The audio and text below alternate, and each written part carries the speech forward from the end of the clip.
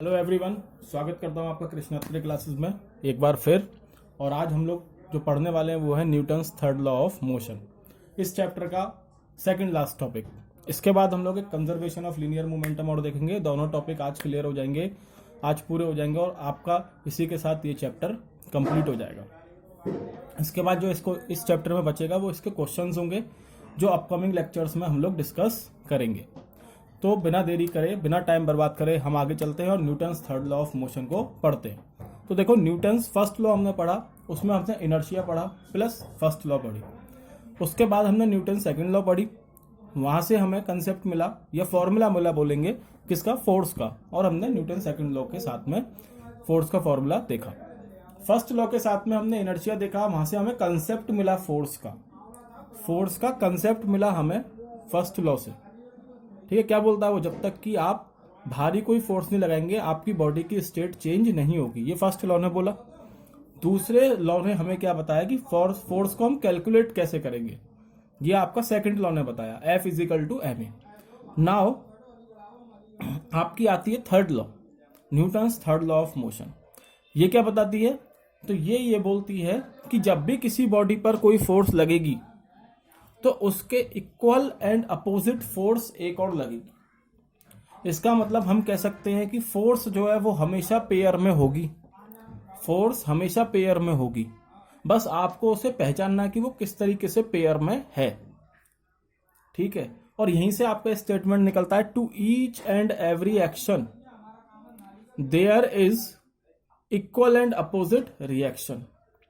मतलब अगर कोई भी एक्शन होगा कहीं पर भी तो उसका इक्वल एंड अपोजिट रिएक्शन भी होगा। ये आपका न्यूटन्स थर्ड लॉ ने बोला। क्या समझोगे इसको, तो अभी अपना हाथ अपनी टेबल पे मार के देखो।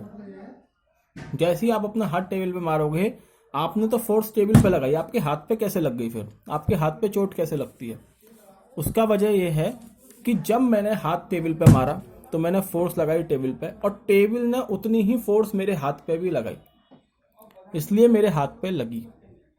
तो क्या हुआ, एक्शन क्या था मेरा, इस टेबल पे हाथ मारना, और रिएक्शन क्या था, जो मेरे हाथ पे चोट लगी, मतलब जो टेबल ने फोर्स लगाई। तो to each and every action there is equal and opposite reaction. इसको आप ऐसे भी समझ सकते हो कि आपका एक ब्लॉक रखा हुआ है सरफेस पर, तो इस ब्लॉक का वेट, या वेट का अभी आपने पढ़ा नहीं है तो आप ये कह लो कि ये ब्लॉक रखा है ना टेबल पे, तो ये एक फोर्स लगाएगा टेबल पर। ठीक है, अब ये ब्लॉक फोर्स लगा रहा है टेबल पे नीचे की तरफ नीचे की तरफ फोर्स लगा रहा है। अगर ये नीचे की तरफ फोर्स लगा रहा है तो ये नीचे की तरफ घुस जाना चाहिए ना, घुसता क्यों नहीं है, इसलिए नहीं घुसता क्योंकि इसके अपोजिट इसका जो सरफेस है ना, ये सरफेस भी इसके अपोजिट एक फोर्स लगा रहा है, इक्वल एंड अपोजिट।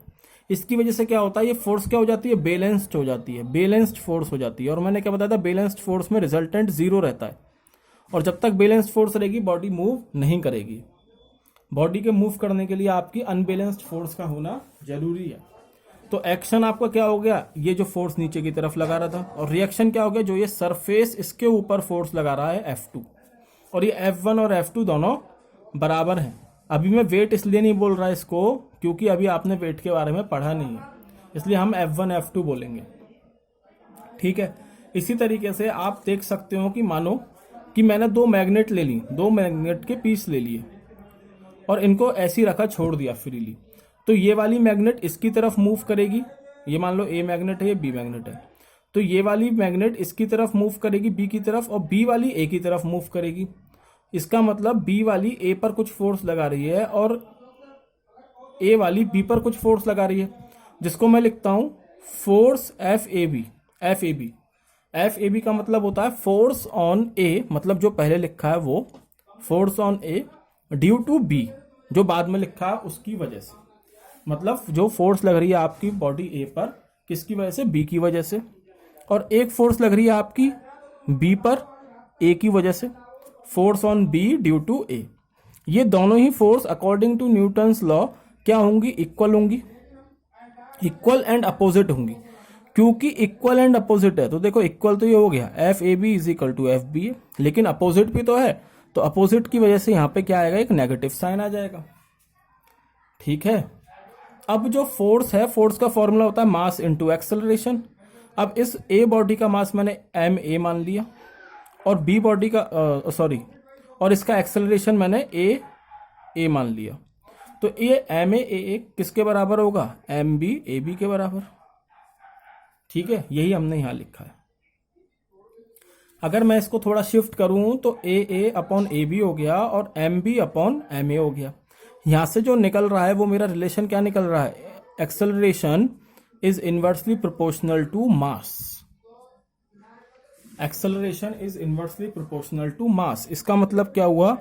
जितनी बॉडी भारी होगी उतना ही वो एक्सेलरेशन कम महसूस करेगी, और जितनी बॉडी हल्की होगी उतना ही उसे एक्सेलरेशन महसूस होगा।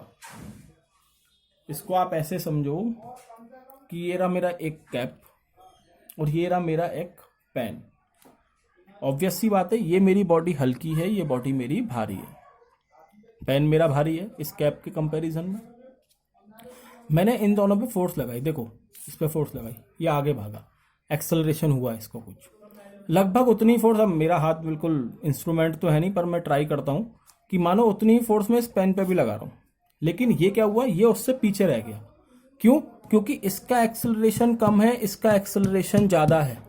वही हम बोल रहे हैं, हल्की बॉडी बराबर फोर्स अगर दो बॉडी पे लग रही है तो हल्की बॉडी को ज्यादा एक्सेलरेशन महसूस होगा, भारी बॉडी को कम एक्सेलरेशन महसूस होगा। इसका मतलब जो एक्सेलरेशन है वो इनवर्सली प्रोपोर्शनल है मास के। जितना ज्यादा मास उतना कम एक्सेलरेशन महसूस होगा।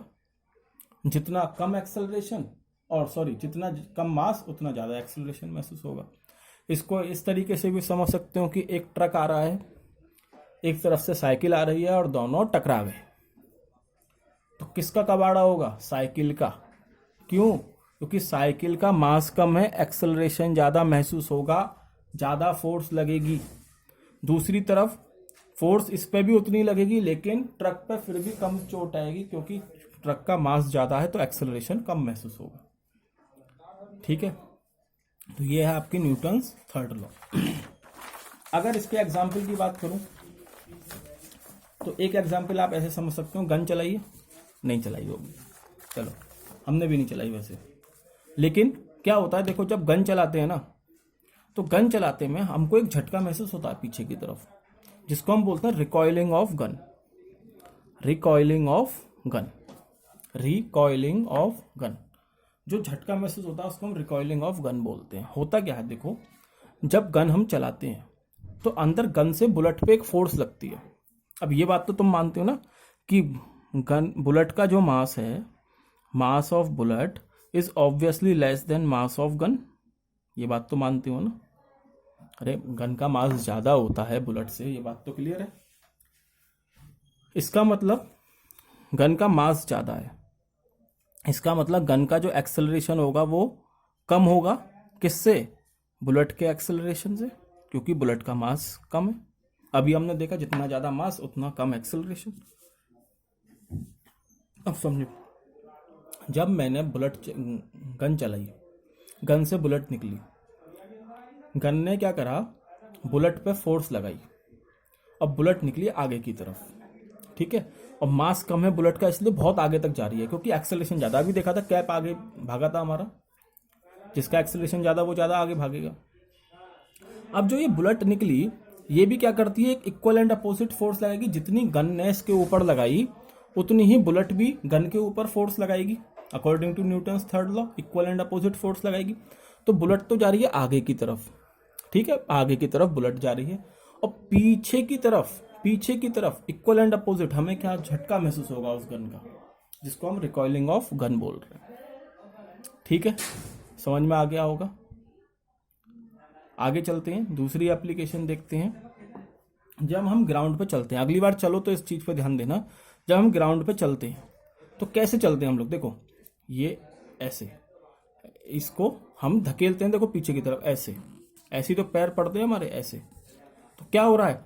हमारे जो पैर है ना वो ग्राउंड पे क्या कर रहे हैं? फोर्स अप्लाई कर रहे हैं ऐसे पीछे की तरफ, और बदले में according to Newton's third law ground भी हमारे पैरों पर फोर्स लगा, किस डायरेक्शन में? आगे की तरफ, ऐसे। तो जब हम ऐसे पीछे लगा रहे हैं तो हम आगे चल पा रहे हैं।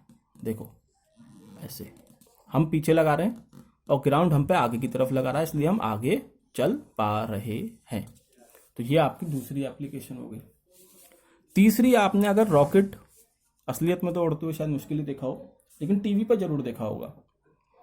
जब रॉकेट उड़ता है उसके पीछे से बहुत सारी गैसेस निकलती हैं। तो क्या होता है कि जो रॉकेट है ना, रॉकेट के अंदर से गैस जो है ना, रॉकेट बाहर निकालता है बहुत ज्यादा फोर्स के साथ, जिसको मैंने एक्शन बोला है। ये रॉकेट है अपना छोटा सा रॉकेट, ठीक है। ये रॉकेट फोर्स से इन गैसेस को बाहर निकालता है, बहुत सारी गैस निकलती है, देखा होगा आप लोगों ने, हाई प्रेशर गैस होती है वो। तो वो बाहर निकलती है और ये प्रेशर, ये गैस क्या करती है, आपका रॉकेट इस पर फोर्स लगा रहा है गैस पर, इसके equal and opposite he force ये गैस भी इस रॉकेट पर लगाएगी, जिसकी वजह से रॉकेट आपका ऊपर की तरफ उड़ना स्टार्ट हो जाएगा। तो ये आपका रॉकेट प्रोपोर्शन, ये आपका वाइल वॉकिंग ऑन ग्राउंड, हमारा न्यूटन्स थर्ड लॉ लगती है, और ये बुलेट वाला केस हो गया। तो ये तीन थोड़े इंपॉर्टेंट केस हैं, इसलिए हमने यहाँ पे डिस्कस कर दिए हैं। आगे आपका आता है इस चैप्टर का last topic, conservation of linear momentum. Conservation of linear momentum. देखो भाई, कंजर्वेशन ऑफ लीनियर मोमेंटम ये बोलता है, हम यहाँ इसको एक बार डिस्कस कर लेते हैं। कंजर्वेशन ऑफ लीनियर मोमेंटम ये बोलता है कि अगर मेरे पास दो बॉडी का सिस्टम है, मान लो ये बॉडी 1 है, ये बॉडी 2 है, ठीक है। इसकी कुछ वेलोसिटी है u1, इसकी कुछ वेलोसिटी है u2, ठीक। इसका मास है m1, इसका मास है m2, ठीक है। अभी इन दोनों बॉडी का एक टोटल मोमेंटम होगा। अच्छा, हमें यहाँ पे बॉडी ना टकरानी है, कोलाइड करवानी है, तो ये तो केस है बिफोर कोलिजन। फिर एक टाइम क्या आएगा कि ये दोनों टकरा जाएंगी। कब टकराएंगी? जब आपका u1 u2 से बड़ा होगा, तभी टकरा सकती हैं, क्योंकि पीछे वाली बॉडी इसको पकड़ेगी तभी तो टकराएंगी। अगर ये मेरा ज़्यादा होगा तो आगे ही भाग जाएगा। तो m1 ये आपकी m2 ये है at the time of collision.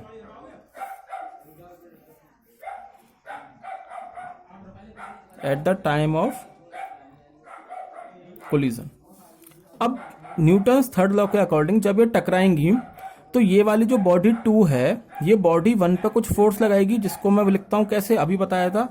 जिस पर लग रही है वो पहले, जिसकी वजह से लग रही है वो बाद में, मतलब F12 हो गया।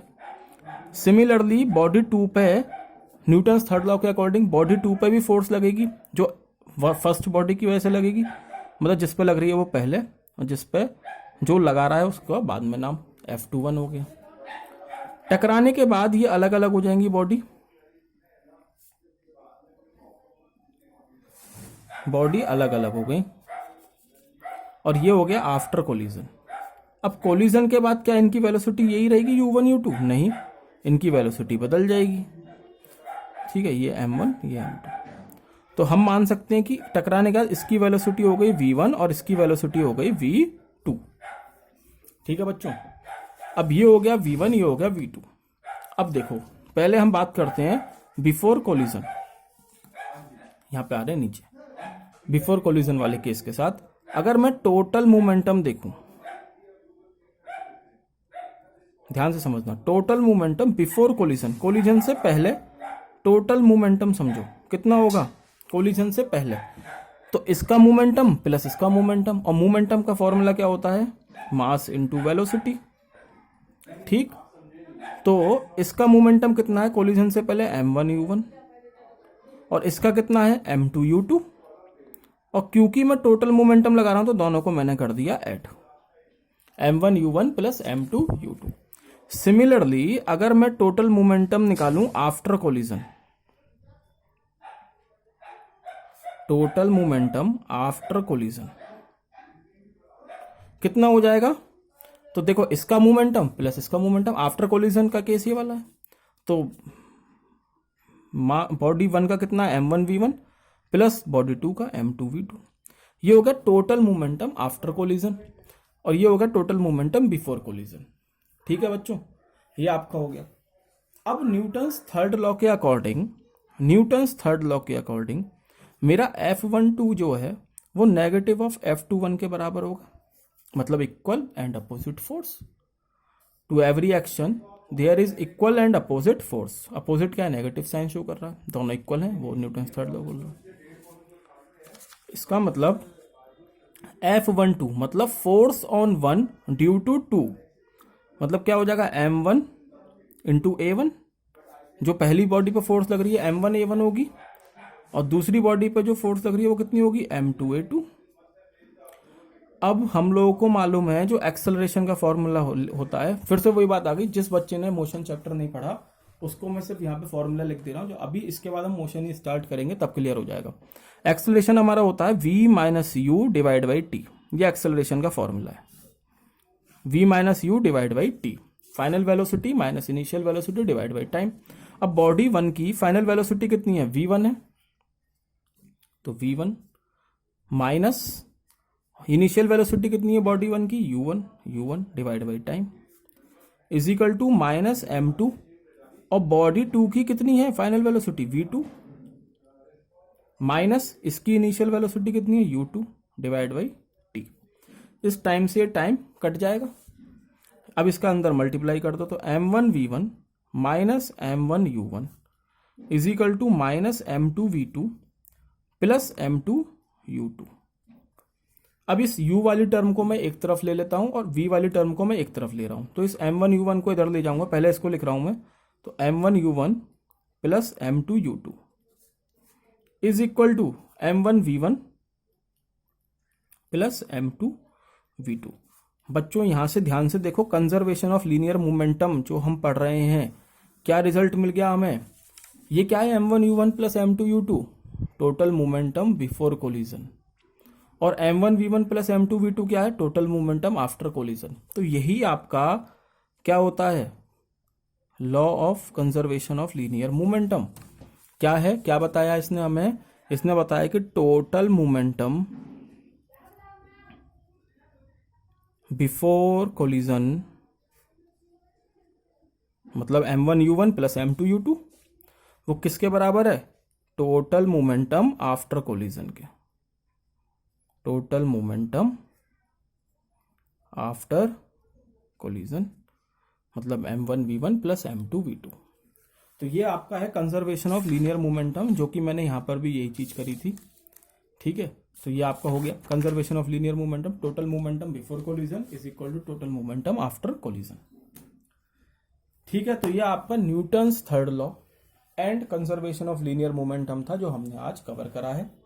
आपका force and laws of motion की थ्योरी कंप्लीट हो गई है। आने वाले लेक्चर्स में हम लोग इससे रिलेटेड क्वेश्चंस अटेम्प्ट करेंगे और उसके बाद फिर हम मोशन स्टार्ट कर देंगे। ठीक है, तो ये था आपका आज का लेक्चर।